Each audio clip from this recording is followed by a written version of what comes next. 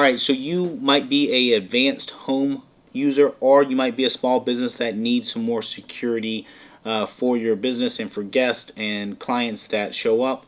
So this device is from Cisco, and it's really designed around those users that need the enterprise level capability and features, but they need the very simple, easy to manage and set up network hardware. This is something that you would be do-it-yourself setup versus trying to hire out IT service to do it. So Cisco came out with this Meraki Go lineup of stuff.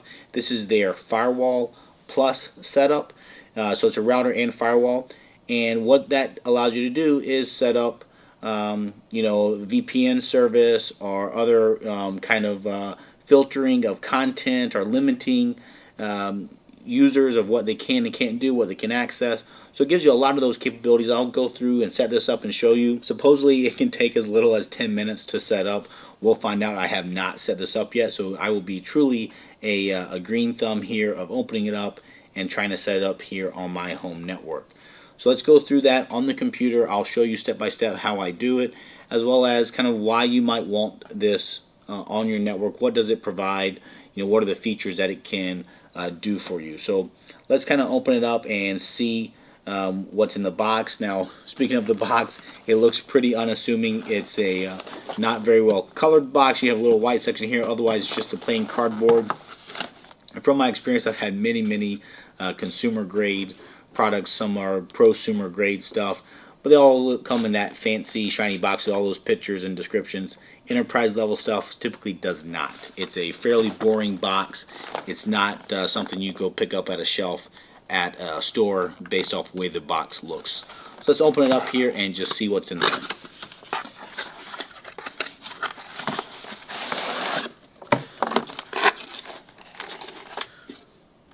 Alright, so this unit is called the GX50, and they also have another device that is a GX20, and that is not the plus version of the firewall. I'll go in through some what the specs differences are of this one versus that one.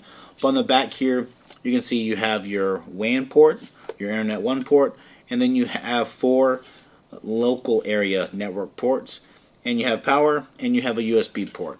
So fairly simple back here. One thing to note is it is all metal. This casing, there is no plastic on the outside like you'd see in some of the consumer grade stuff. So this stuff is really built to last. Alright, we have 2 Ethernet cables in here. You have a power cord. You have a little card here that gives you a QR code that just says go to merakigo.com/start here. You can scan that with your phone if you want to. And then last but not least, we have the converter here for the power cord. So, alright, so I guess inside this little box there are actually 2 screws and drywall anchors in there as well if you wanted to mount this on a wall or a board, if you have a network rack to set them up in. So this QR code, I will scan that and I'll open it up. I think it's really designed to be set up all from your mobile device. So let's see how that goes, and then there is a web interface option through a computer, and if needed I'll go in and show that as well. Alright, so now I'm opening up the Meraki Go app, and it now tells me to unbox the device, which I've already done, and now we're going to scan the hardware here. So this has a QR code on the bottom of it, and we will go ahead and scan that.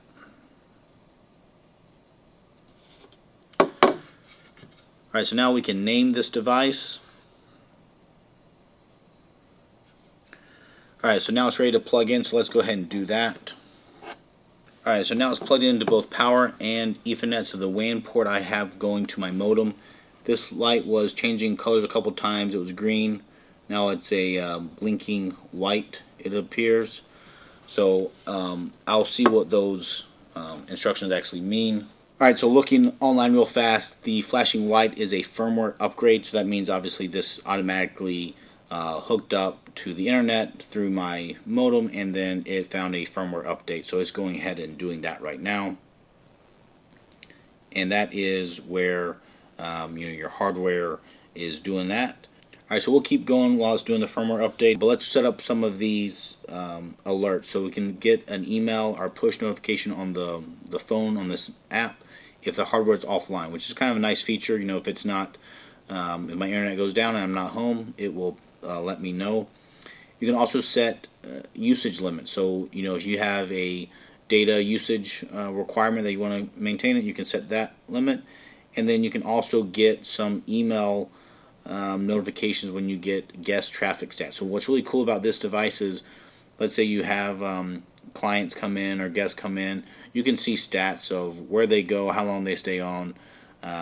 They're as useful for your business needs, especially if you're interacting with them somehow through the internet. All right, so I'm going to skip the multi-factor authentication, but you might want to have that. Okay, so now in here went into the settings just to see what's in there. It goes through some different features and documentation that you can view, which might be helpful for the more advanced stuff. You can also set up your access. So these are, now you can create VLANs or virtual LAN networks. So if you want to have separate VLANs based off of, you know, hey, here's a guest VLAN, here's a office or business VLAN, and you can create separation in those different IP addresses. You can create firewalls that block traffic between them. The guest insight just lets you say yes, I want to track it, or no, I don't. Block clients, I don't have any, but you could add some here that are connected based off their IP, their MAC, or even their operating system that they use. For usage and speed, here you can do content restricting, so you can go in here and add, you know, specific URLs or subdomains that you want to block anyone from accessing. So you can apply those. You can do usage limits, so you can have it so that there is a usage limit for different devices or applications. So you could set this, you know, for like a guest network, and you could have limits for how much data they could use at any given time. Speed test will allow you to do a speed check through the app here once you're connected all up. And I guess on the speed note, for the firewall, this Firewall Plus hardware supports up to 500 megabits per second. With a VPN, this one supports up to 300 megabits per second. And you know, that's not a hard line. It's not like it will stop, but that's roughly the capability that it can support without slowing down your connection. So here's where you can set up different admins. So obviously, if you have multiple different people that help manage your network, you could add them here. You could do the multi-factor, which I chose not to do, and you can obviously delete this company. There's help about, but now here's kind of the more important stuff that I care about, and that is my advanced settings.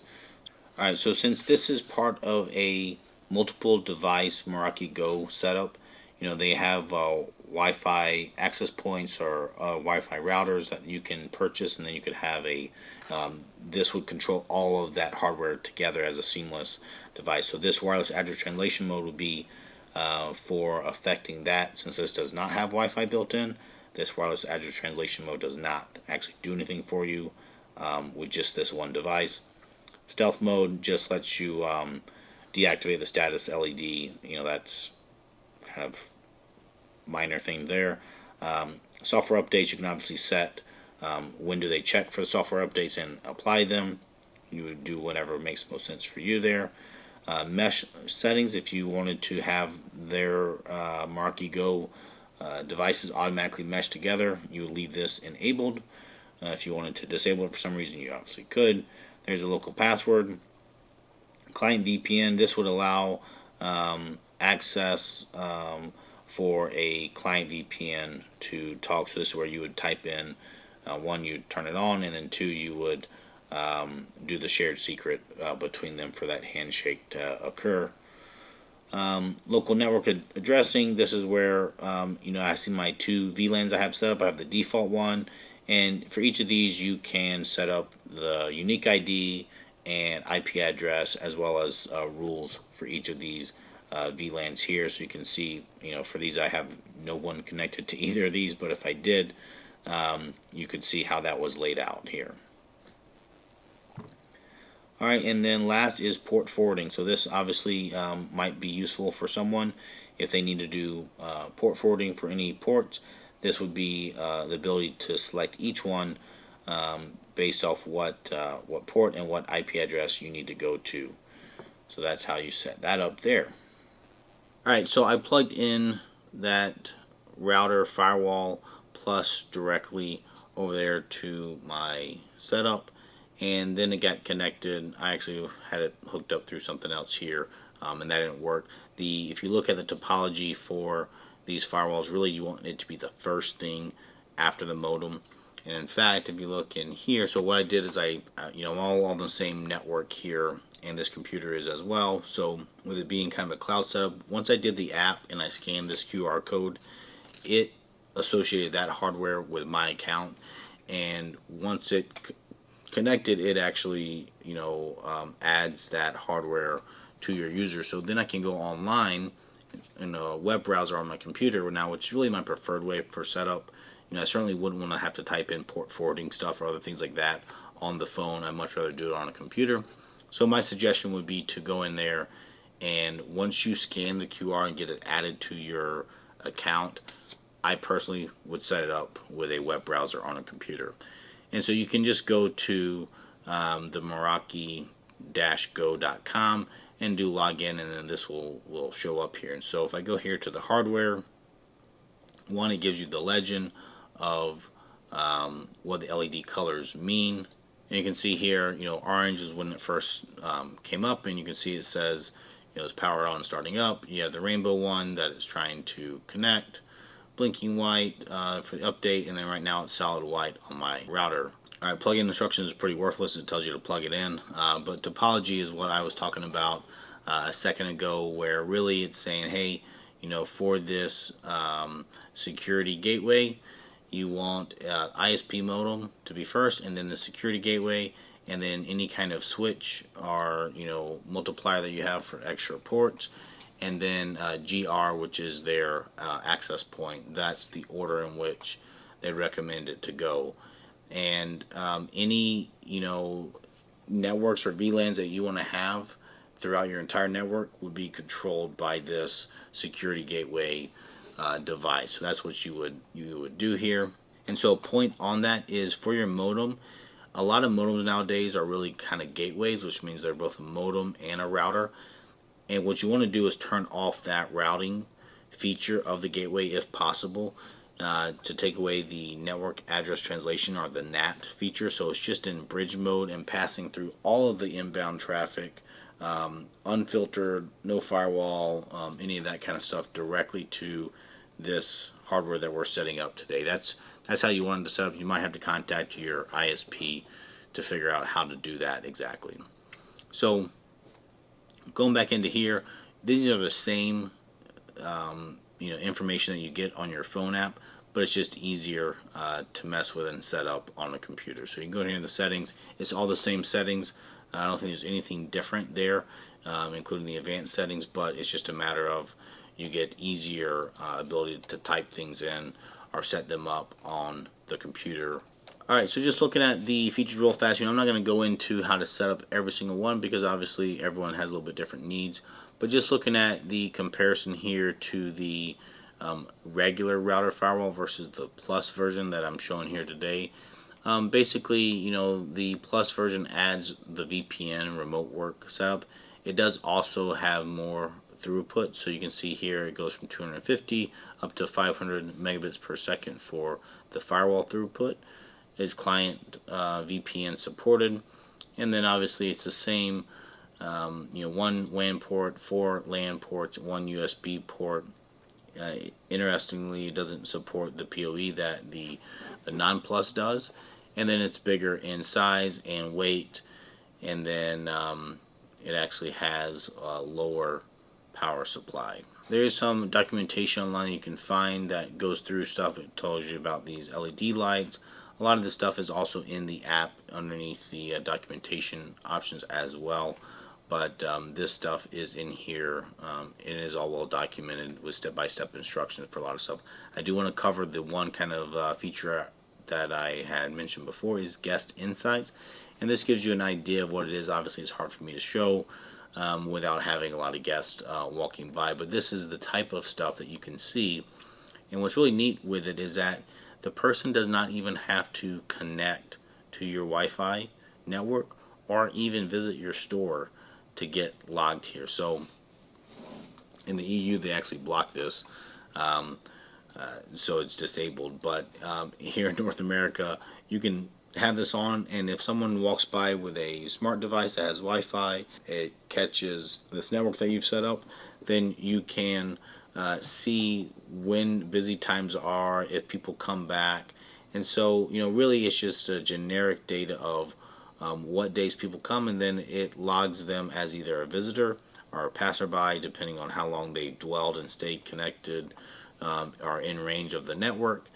And then over time, it builds a history here of what types of people visit, how long they stay for, and are they regular repeats? Is it a daily, monthly, or longer repeat before they come by?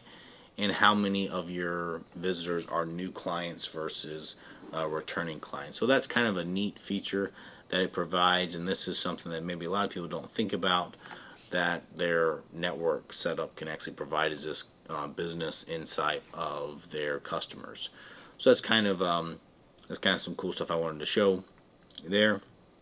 All right, and now for the VPN setup, this is obviously a great device if you have a small office that's away from your main office, or you have a setup that is maybe mobile and you carry it around with you. This allows you to connect back to the main VPN server, so you have a protected remote work setup. And the way you do that, obviously I showed it in the advanced settings. You go in here, you type in whatever name you want for connecting to something, and obviously you configure the type and the address as well as any kind of pre-shared key that you have to connect to it. And then you have a user that would need to provide credentials to actually log in, and then that allows you to then set up some additional configurations here. Alright, so I won't go through each of these, but it has it basically for Mac OS, Windows, and these are different versions: Windows 10, 8, 11, iOS, Android, even back to like Windows XP and stuff, that it gives you step-by-step instructions of how you connect through that VPN tunnel that was created. So that's some really useful stuff. That's one of the things I really like about this, is the amount of support they have, especially online, that's readily available. And you can search for it fairly easily right here in this how can we help you. I typed in like VPN setup, and it's the first thing that pops up. Is very clear that this is how you do a VPN setup. Another thing, if you want to do port forwarding or some other kind of task, you can pretty much find it, and they walk through very clearly the instructions there. So I think this is a great product for those users that want something that's quick and easy, but if you really need something more advanced, you can dig into it, and it has those capabilities in there, as well as being enterprise level from a quality standpoint, from a hardware throughput standpoint. It will last up to the rigors of being used by many users every day, day in and day out. Alright, if you have any questions about how to use this, or the setup, or other pros and cons, or things I didn't touch on, which I obviously can't touch on everything, please put them down in the comments below. I do read them. And of course, if you enjoyed the video, hit the like button to give me that thumbs up, and then consider subscribing to my channel if you want to see more content out there.